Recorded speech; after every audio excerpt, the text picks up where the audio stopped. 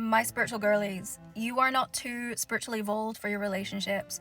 You are so fucking terrified of being abandoned and hurt again that you use the excuse that you're protecting your energy or that you have high standards as an excuse not to get hurt. The reason that you're constantly overworking, overgiving has fucking nothing to do with ambition and everything to do with trying to be chosen.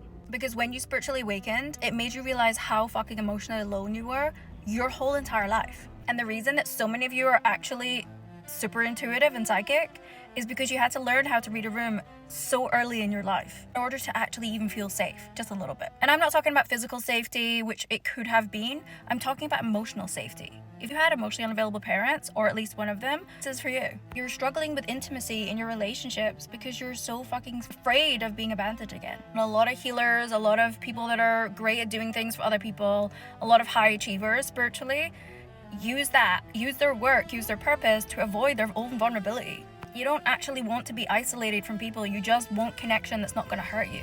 Because you're so energetically sensitive, everything is heightened, and that especially includes your relationship. And I'm not saying you're emotionally unavailable. I'm not saying that. I'm saying you're emotionally self-protective.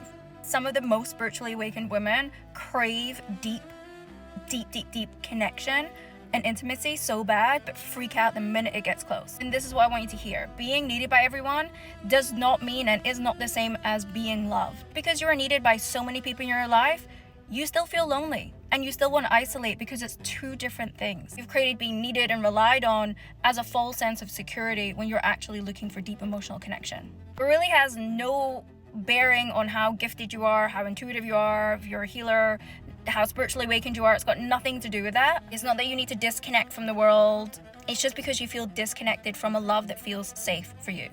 And this is the work.